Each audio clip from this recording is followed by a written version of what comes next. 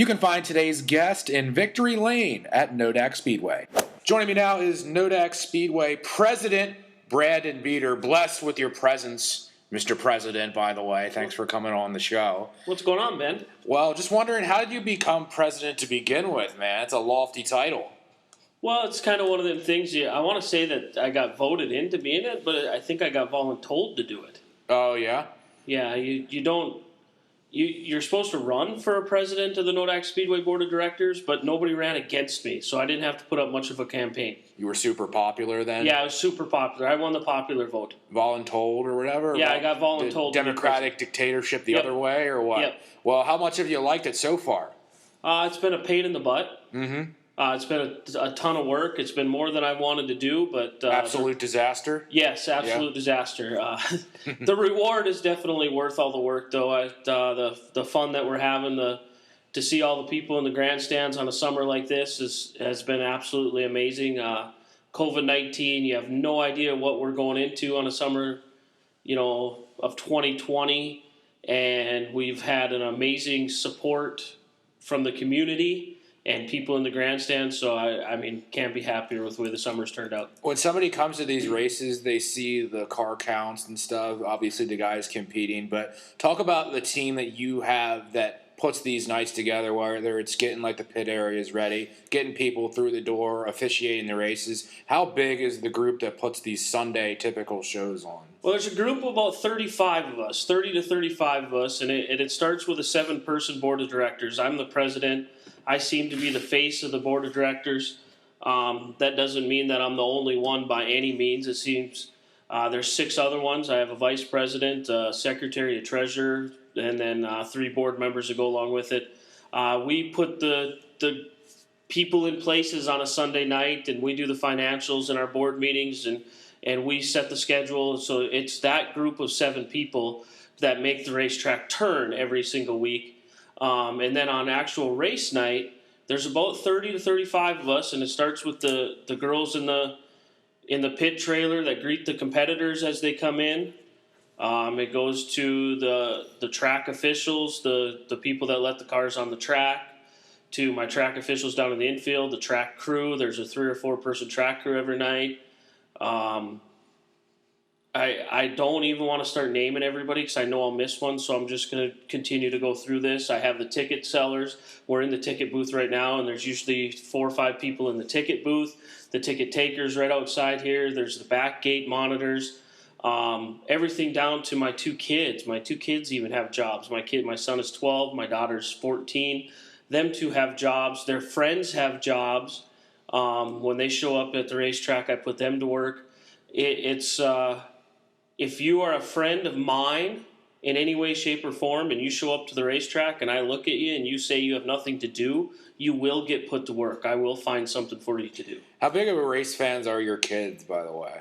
They live, eat, and breathe racing. Awesome. This is what they live for. My daughter is probably a bigger race fan right now than my son. And I don't understand why, and I think maybe it's because my son wants to actually race himself, and he's not old enough yet, so his interest level isn't there. But my daughter she's the behind-the-scenes person. She learns how to do the scoring, the timing and scoring up in the booth. I forgot my announcers, the volunteers up in the booth. I forgot my whole booth, the scoring people that run we have an electronic timing and scoring system. That's 2 volunteers that run that on a race night. My race director sits up there, and he controls the races. The flag man in the booth, which was me this year, but up until this year, or the flag man in the stand, is me this year. It wasn't up until this year.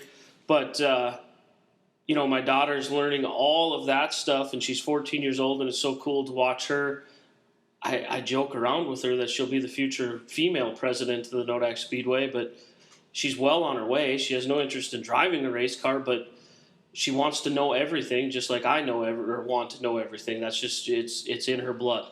That'd be something down the road, man. I would love to be like waving the flags and stuff or whatever. Gentlemen, start your engines. You want to come wave a flag on a Sunday night? That would be sick. We got to plan that, man. Let's make it work. So that was an extensive rundown of the kind of track operations that you go over along with your team. Tell me how things are different between planning just the Nodak activities versus a a tour like tougher than dirt? There has to be different parts to that. Well, the tougher than dirt tour, the struggle with that is not only are you dealing with your track, so I deal with the Nodak Speedway, I have to deal with 4 other tracks. So I have to deal with 4 other boards of directors because they're all ran the same.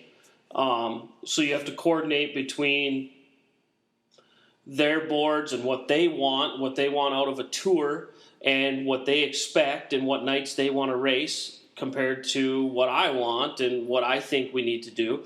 And it's just hard to manage all that. And what we ran into on a year like this is we ran out of dates and we ran out of nights to do it. IMCA has a requirement that racetracks have to run a certain amount of nights. That's 6 nights. To be like a recognized tour? To be a recognized champion. This ain't tour related. This is racetrack related. I'm going to go to the racetrack side of things for a minute.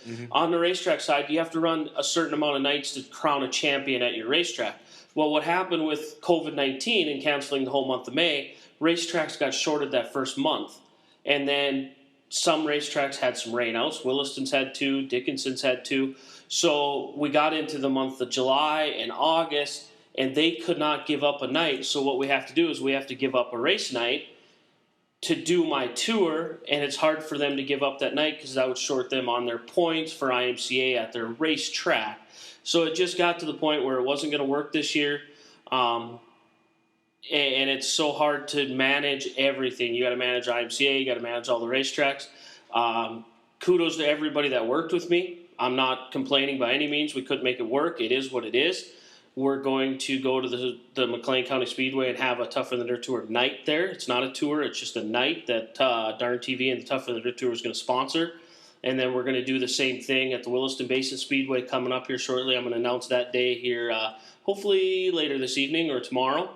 And then Southwest Speedway the same, and Nodak Speedway will announce probably next week. All that stuff will be available through like probably Nodak or Darn TV by the time this is airing in a little while. So kind of relatable is it sounds like, sure, the cars race their laps, but boy, there's like so much coordination and plan that goes into it. It's like I'm on the news for like 3 minutes at a time, 6 and 10, but I mean, that's like the tip of the iceberg throughout everything else that maybe you have to do, right? Well, you see a 2.5, 3 hour race program on a Sunday night, and you go, man, that was awesome. A race fan goes home after 3 hours, and you go, that was pretty cool. Them volunteers did a good job, and really, ultimately, we have 40 hours of work into that 3 hour race program on a Sunday night. And when you try to explain that to somebody, they're like, no way. I go, come on the board of directors.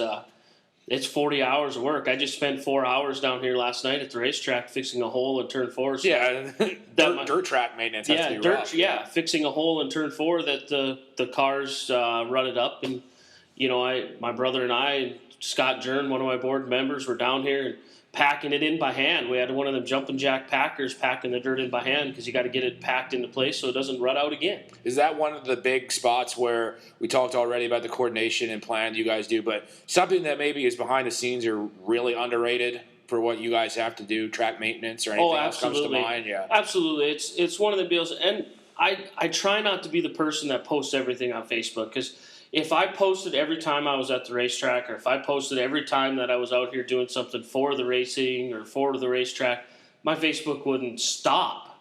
So it would go nonstop. So what I just try to do it. I just do it. My brother, myself, my whole family. My wife's down here during the week organizing the souvenir trailer. She spent all day Monday going through inventorying everything and making sure everything was kosher after the tour weekend, that we had enough shirts, we had enough this, we had enough that. And it's things like nobody sees that stuff. How do you identify trouble spots on the track? Is it like, do the drivers complain, or do you go after a race night and like span it, like the whole wide section, or what? You just I watch it straight up? Yeah, I watch it. Mm-hmm. I'm a racer. I raced for 20 plus years. I know when the track gets rough in certain spots, and I know where to fix and where it needs to be fixed. The biggest struggle that we have this year is we're short on people to do certain jobs on the racetrack. With the COVID-19 stuff, my blade guys, my track workers, we just run out of time in a week. So some stuff don't get hit. We find a rough spot. there's been a rough spot in turn 3 all year, and we haven't fixed it because you can either go above it or below it. But the one in turn 4 had to be fixed. That had to be addressed, and it was high priority, so it got fixed this week. How much of a relief is it to finally have some racing after all the uncertainty? And you were probably badgered, with myself included, about just for the news about, boy, what's your plan that like nobody has the plan for, you know? It must be nice at this point. The hardest part was, the biggest frustration is nobody had a plan for me at the state. Nobody had a plan for the state fair. I'd call the state fair and try to get what they understood. Nobody had a plan for me. Nobody had a plan for you guys. Everybody was asking me. The racers are asking me. I didn't have a plan for anybody, and everybody's looking to me. And I had a goal. So my birthday is May 31st every year. I was going to say was May 31st. Happy belated. It is May 31st every year. Mm-hmm. And my goal was to race on Sunday, May 31st, and we did it. And the plan that we put into place worked. And it's your opener? Yeah, that was our opener. Yeah. That was our opener night. Was Sunday, May 31st, and it was a relief to get that night out of the way and to understand what steps we had to go through with the new smart restart and social distancing, and it's nice that a lot of that stuff is relaxed now. I'm fearful that with our COVID-19 cases, it might go back to strict again, but I guess we'll cross that bridge when we get there. Hopefully, we can wait till after August and it can get strict after that. We're going to run this like right around when the State Fair Enduro would have been. So in a week? Yeah. So let's talk about, just dead giveaway. So let's talk a little bit about what goes into the State Fair Enduro preparation, because not only are you maintaining this track, but you kind of have to go back and forth with, I don't know if it's practice nights or just the concerts in general. That has to be a large undertaking. So the North Dakota State Fair, Renee Korsland, Craig Rudlin, myself have a super good relationship back and forth communication-wise. I've been doing this now 6 years. I know when they need me, when they don't need me. So if this was a typical year, we would show up at 6 a.m. on Monday morning. I don't have the date on the top of my head. Is it July 20th? Typical Fair Week Monday. Fair Week Monday morning. And we would start moving dirt into the front straightaway. And we would work all day moving dirt and moving our wall into the front straightaway of where the concert was literally the night before. And we'd work all day until we got it ready. And we would, it'd be an all-day process. We'd work into the evening having our enduro, and then we'd go home and sleep, and we'd come back the next day and basically do what we had to do to put on our second show. And I just call it the 48 hours of the fair, because I literally spent 48 hours at the state fair. And when our second event is over on Tuesday, the state fair, we remove all the dirt, we remove all our front straightaway wall, we remove everything, and we get done about 4 or 5 in the morning, 6 in the morning, whatever time that is. That's where I get my 48 hours of the fair. And I usually go home and sleep for a few hours and go back to my day job. I take 2 hours of PTO. And that's another thing nobody understands. I take a lot of vacation days for the racetrack. I don't take vacation days to go on vacation with my family. I take vacation days for the Nodak Speedway. So that's another thing that's really hard for people to comprehend. It's what I love to do. It's what my family loves to do. So awesome. And then didn't want to underrate. Also, you said filling in the front straightaway to get ready for the race, but you would have to clear on the front end too. There's a concert before the Enduro, right, or not? Oh yeah. Okay, so like this one Sunday. Other step, so like. We would have had to, after we just got done with races here the previous Sunday, we would have had, as soon as them races ended, we would have had to clear all the dirt and the front straightaway wall out and get it all ready for the fair to set up for their concert. Yeah. And that's you need a clear path to like the Bud Light stand, right? Pretty much. Well, it's not a path. It's all the dirt. I got a... there's a video out there somewhere on my Facebook. Time lapse action. Yeah, the time lapse. I don't know if you ever seen it or not, but it's worth looking up. I can reshare it if anybody wants to go to my Facebook page, Brandon Beeter. I'll reshare it again on Monday, the 20th, I guess, if that's what it takes, so people can find it. It's worth watching just to understand the work that we have to go through, because it is an undertaking by a group of people.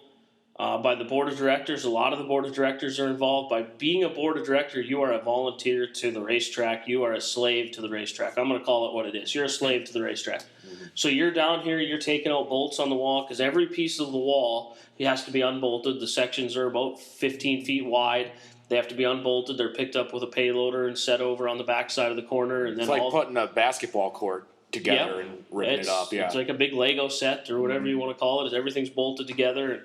And then my dad's company, my brother and my dad's company, Brothers Construction, come in and they move all the dirt out and put all the dirt back in. Talking about the time lapse, more video production side for you guys. Where was the need, and why did you want to do something like Darn TV?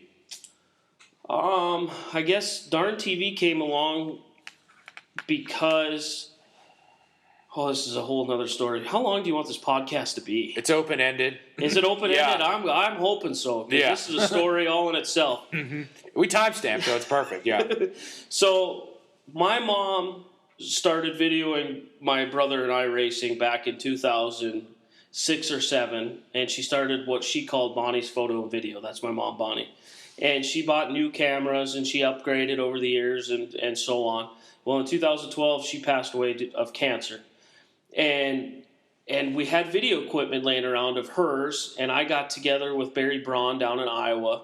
He was doing some video broadcast stuff, and he came up and did the tour, broadcasted the tour in 2014 at that time. And I said, hey, I got some equipment, and can I tag along or whatever? So I tagged along with him to see what it's all about. And then I didn't do anything that fall. My wife was doing some video stuff, and I thought, hey, this would be kind of neat if she did some live video as my brother and I were racing. It'd be like a perfect, so people at home could see it, whatever, vice versa. Well, nothing ever materialized. It's kind of one of the deals. It's an idea in your head. Well, 2015 came, and there became a bigger need for it. Like, people started to want it.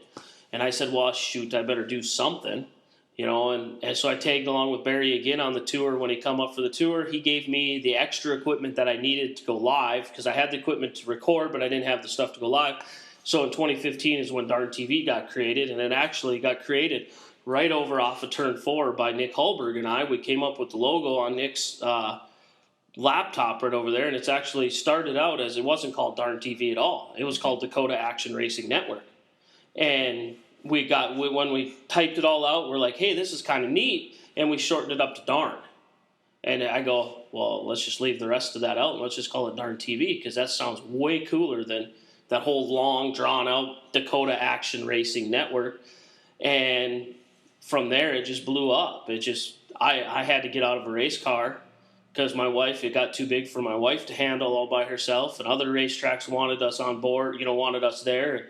And now we're 6 racetracks strong. We're going 3 nights a week, and I could probably use 4 more people to go all across the state because more tracks want us. So does every track have its own gear and then they post it, or just your gear? It's all my gear. Places? Yep, okay. It's all my gear. We drag it around. I have 4 sets of broadcast equipment right now as we speak. I got 1 set sitting up in Estevan, Saskatchewan that I shipped up there, and they're broadcasting this weekend under the Darn TV banner. I, unfortunately, because of the border being closed, can't make it, but my buddy Byron Fichter up there is going to do the broadcasting for me.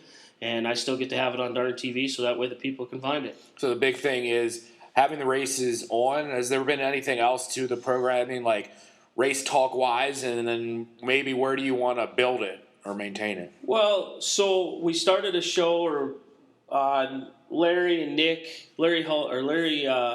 Nick Hulberg and Larry McFall started a show called The Dirt Weekly. Lindsay Lawson was involved. I acquired it from Nick. I bought the show from Nick. We continued to do it. I would love to grow that show. I think that show has potential. We could bring guests on yourself. We could have different things on. It could turn into a podcast. It could turn into so many things. Biggest problem that I have is my 100% goal. The broadcast takes a backseat to the Nodak Speedway. Darn TV takes a backseat to the racetrack itself. When I show up to the racetrack, my 100% focus is Nodak Speedway, and is Nodak Speedway making money? I share my revenue with the Nodak Speedway. I share my revenue with every racetrack I go to. So the racetrack gets a cut of the revenue that Darn TV makes. So the racetrack is not losing out in any way, shape, or form. So I think it could grow more, but what sacrifices do I have to make? At the expense of the Nodak Speedway? Do I want to resign being president, or do I want to give up being president to grow Darn TV? I haven't made that choice yet. And it's kind of hard right now because it's tough to get people in, at least for this year. Absolutely. Yeah. So we've talked a little bit about where you're at the track on a race night. What enjoyment do you get out of being, you're one of the faces, you got the mic for the victory lane or just general announcements rather than you could be the track president and just have someone doing what you're doing, I want the emotion. I enjoy the. I want that emotion of that guy getting out. I was the guy getting out in victory lane. I was the guy getting interviewed. I was the emotional person in victory lane, thanking his family, thanking his friends, being excited after winning a feature race, and I wanted to bring that to the people at home. And I believe with my knowledge of racing, with watching a race and seeing it unfold, and I just truly believe I can ask the right questions to bring that to the people at home or the people in the grandstands. And I love being in victory lane. That's one of my favorite places to be. If I gave up every job at a racetrack, if they ran me off as president because they thought I was doing a bad job, if they threw me out of the Nodak Speedway forever, I'd probably sit there and ask, can I just come do victory lane interviews? That's all I want to do. You guys, I'll just come in and watch the race and do victory lane interviews. That's all I ask. I want to get into you racing cars yourself in just a second here, but from your perspective that you have now, what have been like some of the best moments at the track? And has there ever been times where, people say that's racing and so some controversy takes over it all? The real good ones, and then I'm wondering in the second half too. Oh, as president or as a racer? Which one? Where am I going with this? Prez first, racing. Prez? Yeah. Oh, has there been any real good moments? I mean, there's been quite a few, I guess. None that super stand out. I don't. They all run together. Every moment's a good moment. My deal is I set up race cars and I took pride in setting up race cars and making them go fast. And now I take pride in the race program itself. And every night that nobody goes home hurt and we get the races done in 2.5, 3 hours and I take pride in all that. That every night's a good night and the fans go home happy. And I get to interview some really good guys or people in victory lane. I shouldn't say guys, drivers in victory lane because we have some females racing. That's a good night in itself. I've the emotion sometimes of certain drivers winning. Chase Conway winning when his at Motor Magic. How excited the people were. Coming back after his dad passed away. That's one on the highlight reel. Interviewing him in victory lane. I've got to interview some pretty cool people. Donnie Schatz in a late model in victory lane. Some sprint car guys in victory. I've got to do some pretty neat things because of my president role that are highlights, but they all run together. I mean, taking kids around on a bus. You want to talk about such a small thing. We did bus tours a few years ago where kids jumped on a bus and we drove them around the track and drove them around the pits. You want to talk about a highlight. That's the highlight of them kids' lives and my life, man. Mm-hmm. That's something that you probably don't even see or realize, and that's my highlight. It's one of them deals. And it's hard to duplicate that because I can't find any more buses. I got a bus. I went and bought a bus myself, and I got it at my house. I just haven't fixed it yet, so I can bring it down here. What about the one time when you wore like the pink suit or whatever? Right? Oh, yeah. I wear all sorts of stupid clothes. Why do I wear stupid clothes? Because I want to take the focus off anything that may be going bad, and I want people to laugh at me. Mm-hmm. That's why I wear the stupid clothes. The Wasn't it like breast cancer awareness or cancer awareness? Well, the whole pink suit thing came because my mom had cancer, and it wasn't necessarily. We wore suits to the 2013 Estevan Motor Speedway banquet. My brother's was green, mine was pink, Brad King's was purple, and Trevor Haas's was black. So the four of us all wore our suits to the Estevan Motor Speedway banquet. Well, my pink one that I had, hot pink, everybody loved it.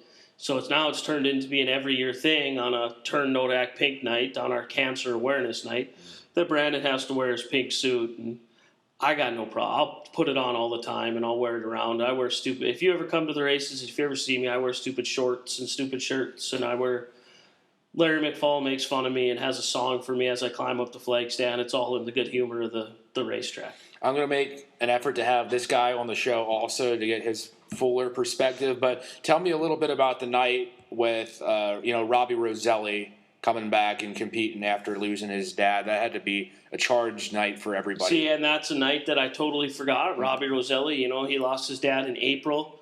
And then opening night, he comes out and he wins the feature, and emotional in victory lane. And it's something his whole family was down there. And it meant the world to him. I mean, this the Nodak Speedway at the North Dakota State Fairgrounds with the big grandstand and the canopy hanging over, and just the setting of the way everything is, has its own aura about it, that prestige that you can't, it doesn't match anywhere else that I've ever raced. And Robbie, I know Robbie looks back on that night as that probably made his season, maybe even made his career, that he could win for his dad his first night out. And there's some pretty neat pictures that some people put together for him on that night, and that's a memory that he cherishes. And I'm glad that I got to cherish it with him in Victory Lane, interviewing him. Yeah, we did a story for KMOT News, and it was, you can tell just the gravity of the whole situation. And you brought up one other thing about having drivers, both male and female drivers. When was like the moment that kind of started? Like how Danica Patrick joined NASCAR. When did that take place for Nodak? I don't know when it started. I know that there's been female drivers forever that I can remember at the Nodak Speedway. Yeah. I don't know when it exactly got started, but there's Carrie Mundahl sticks out as a driver that was racing back when I started in 1998. I raced against her, and I think one of her kids or her son or something is still racing to this day down in Mandan. Doesn't come up here very often, but we've had quite a few female drivers come through the Nodak Speedway, and we're happy to have more, and they're more than welcome. And it's awesome to have them here because it sets some diversity, and it gives the people in the stands somebody else to cheer for. That's and it's even better when they get to Victory Lane because they celebrate the best. You're so invested in this, so I can probably expect like what the track president of Nodak's going to say for a couple things. What about this environment here? What comparisons or differences does it have with like the other tracks that maybe you manage on a tour? And then what other kind of developments or big picture, more down the road improvements do you want to make besides like there's a dirt spot that I want to fill up? The difference between this place and the other tracks we go to or that I maybe help out at is the big grandstand plays a role in how you prep a racetrack. The big grandstand, the shadow that goes over it, and the way the track sits north and south. You have the sun shining on the back straightaway, but not the front straightaway. Joke all the time. You have to treat half the racetrack one way, half the racetrack another way when you're prepping the dirt throughout the race day. So it makes it a challenge when you go to places like Williston or Dickinson. The whole racetrack, there's no canopy, there's nothing shining over the sun can shine on the racetrack. The whole thing's similar. You can prep the whole track the same. Do you have a garden at home in addition, or just taking care of this dirt track? No, just this dirt track. I think I'd kill everything in a garden if I prepped it like this dirt track. But it's there isn't another facility like this in the country. I've raced in 6 or 7 states at 45, 50 racetracks, and there isn't another facility like this in the country. I can't keep saying that because we're so lucky to have this place. Mm-hmm. And so just where do you see like the future of it? I mean, any enhancements are you just rolling right now the way things are going? Well, we need new equipment. If anybody has any tractors or water trucks, or our equipment's getting old, we're definitely looking for new equipment. Other than that, we're looking at new dirt. It's no surprise that after the flood of 2011, they used the racetrack to berm up around the grandstands. The dirt that got put back on the racetrack isn't necessarily maybe the same dirt that they used for the dike, or it got mixed in with other dirt. It's something that we fight. I never prepped the track before 2011. I'm only prepping it now. I know it's not the optimal dirt that you want on a racetrack after being in other places, but it's something that we've learned to deal with. So if we had to make one big improvement, we'd dig out a foot of dirt and we'd replace it with brand new dirt of the right material that we'd want to build a racetrack out of. But, I mean, that's a pipe dream because that's going to take $100,000 and 50 trucks and a month's worth of work, because That's not no light duty on digging out a whole racetrack and replacing a foot of dirt. Boy, what was the project like with, coming back from the flood, and opening night must have been pretty special after that. I wasn't here. Oh, you weren't? Okay. Or at least heard? I took, because of my job in the oil field, I took 2011 and 12 or 10 and 11 off. I didn't even race. I didn't even have a race car set up or anything.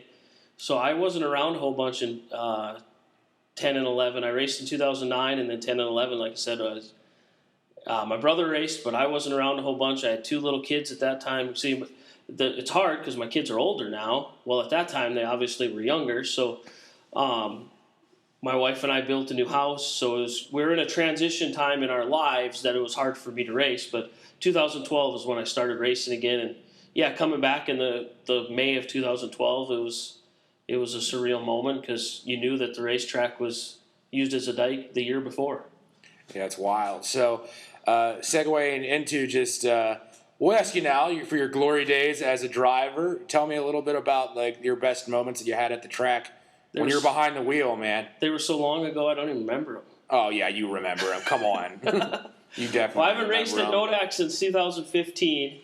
I went out with a bang. We had a hobby stock special, $500 to win. I remember it's sponsored by North 83 Fireworks. We just started Darn TV. My wife was broadcasting her first night for Darn TV, and my mind was in so many other places. I wasn't even a board member yet. Or no, I was a board member. I just started being a board member at that time, and mind was all over the place, but I somehow put a race together and won the hobby stock special the last time I raced at Nodak. So at least I went off on a winning note. But this place, if you want to go back, drivers come in now, and I have a 5-year deal with all the new drivers. I try to have a conversation with every new driver. If Ben Barr were to come in and buy a race car, I'd say, Ben, I hope you have realistic expectations. It's going to take you 5 years to become consistently competitive. And I go, you might win a race or two in the first 2 or 3 or 4 years, but to become consistent every single week, a guy to win, it's going to take you 5 years.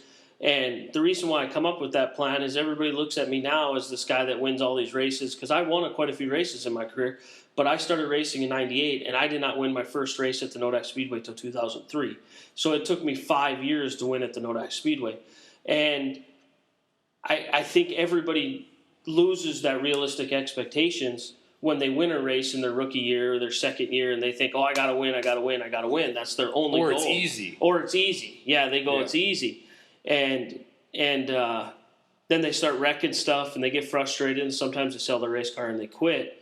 And, it took me, like I said, till 2003, and that year I lost the championship by, if I remember right, 4 points. And I wasn't competitive with another championship at Nodak Speedway until 2009. So it took me from 2003. I won some races at Nodak from 3 until 9, but I wasn't competitive in a season-long championship until 2009. And then winning my first championship at the Nodak Speedway in 2009 was definitely the highlight of my career, because having my wife and kids, and my kids being so little at that time, and our pictures and stuff that we have to remember that summer by, it goes such a long ways. And then, the summer, whatever, after that 2009 year, there was also some drama in 2009. We had some motor claims, and probably the low of my racing career was 2009, but the high at the same time. Motor claiming is part of racing. It kills your morale, and it makes you not want to race, and that's part of the reasons why I probably took 2 years off, because when you lose a good motor, but you still win the championship, and it's kind of one of them deals. I took 2 years off the group, and I came back in 2012. And my mom got sick in 2012, and we ended up winning the championship again in 12 here at Nodak Speedway. So the 2 years that I competed consecutively, I won, which, is huge. Plus, my brother started racing in 12 with me, or he started racing in 2007, but in 2012, we started our real duo as a team, running around the state together racing. And it's so many memories that we made, and someday, I got a scrapbook or Brandon Beeter the movie or what? Well, I got it all wrote out. Oh yeah, I got it all wrote out. I've been trying to do my best to So that way, somebody someday, if I were to ever not be on this earth, my wife knows where to find it. She can go through and, detail my whole racing career and what I've done up to this point. Because, man, the stories and the things that we've done are just crazy. The Nodak time capsule that gets like buried in the ground, or what? Well, it's buried in an email. It's in my email. Yeah. So you mentioned you were fortunate enough to wrap it up by winning here, where your mind could be in so many different places at the time in 2015? Yeah. Curious, what place of your mind did the idea of the speed bump mascot come from?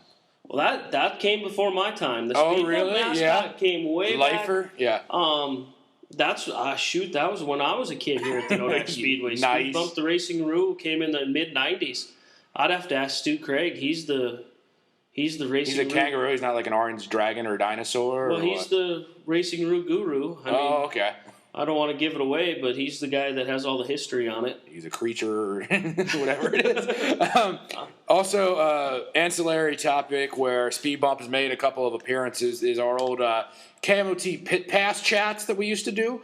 Tell me a little bit about, do we have any notable segments throughout the time there, like whether it was getting ready for the Enduro or like championship night, or how fun was it just talking to me about racing when I didn't know what I was talking about at all? Oh, it's fun giving you grief off air. Oh, absolutely, yeah. During the prep time, yeah. Yeah, telling you what to do. We had some fun times. Mm-hmm. We brought you up to the top of the grandstands a few times to shoot up there. I remember you lugging all the equipment up there. Oh, yeah, that was brutal. Yeah, it was so fun. Nice and hot, knees burning up and all that good stuff. Yeah.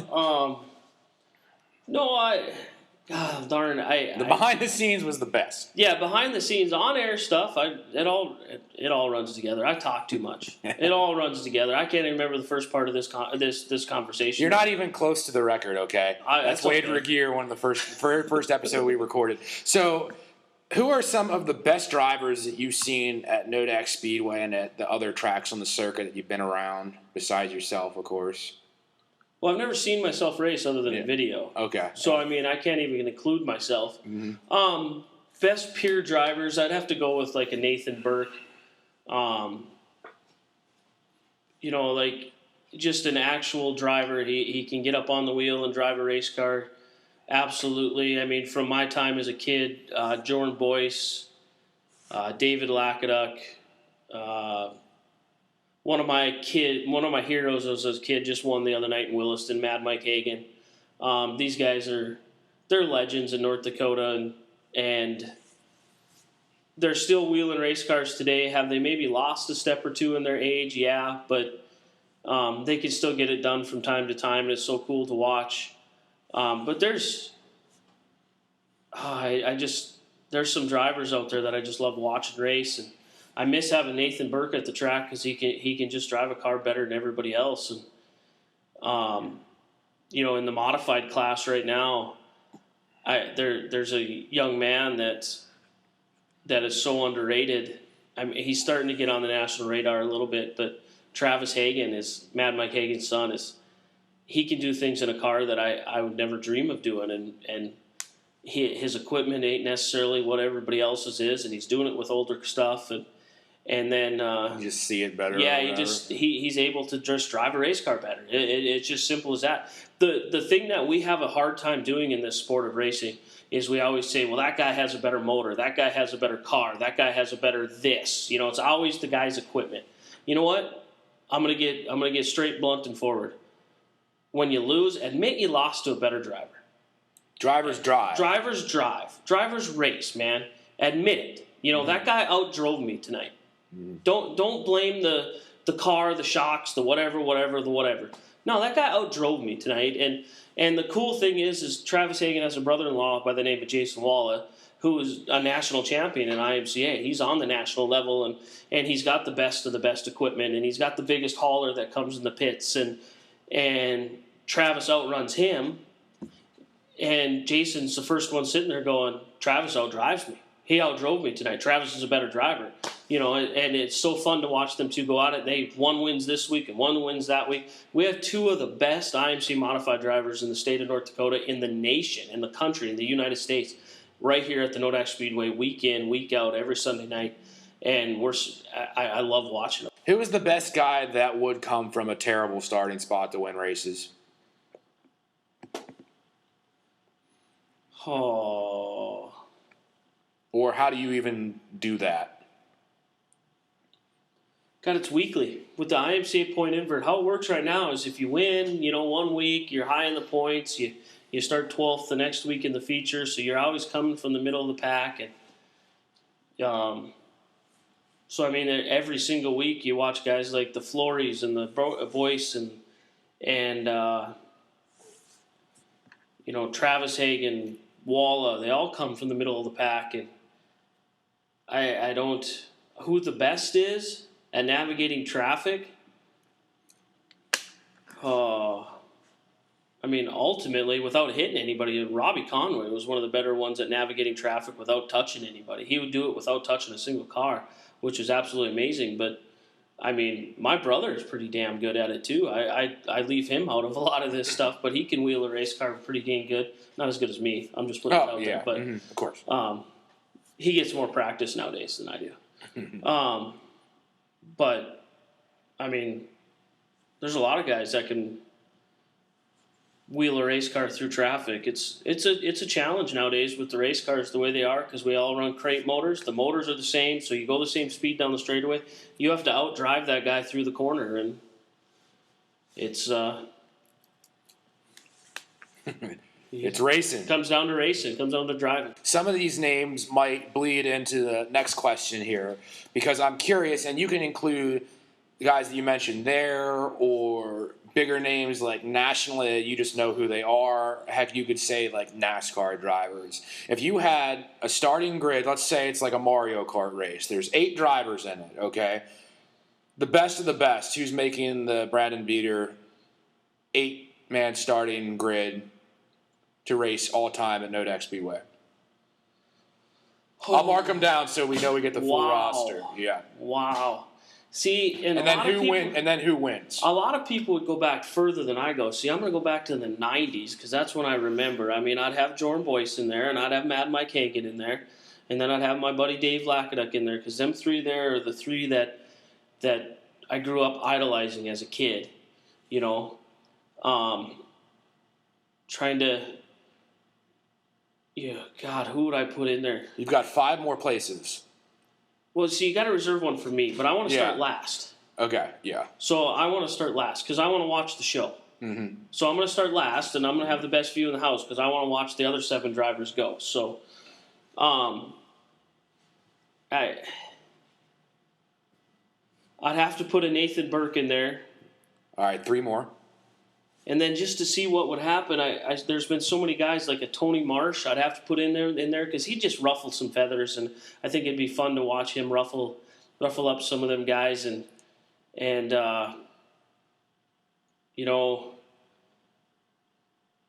I get biased? Can I put some people in there just because I want to watch a show? You got 2 more spots for whatever you want to do. Yeah. Whatever I want to do. See, that's where a guy like Bruce Rudland, my race director right now, he could wheel a race car when he was a young kid. And then I'd bring back Dick Schultz. I mean, I forgot Dick Schultz when he was a younger man racing against me, and I'd bring him back. And I probably forgot some. Maybe I'd give my spot up to bring back Robbie Conway and have him race. I don't know.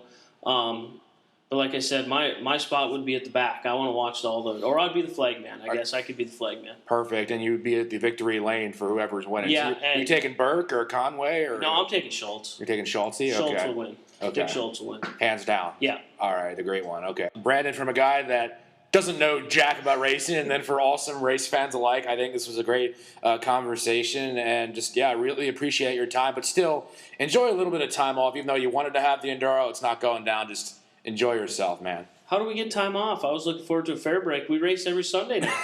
Perfect. Fits right in. That's Brandon Beeter, track president of Nodak Speedway. Thanks.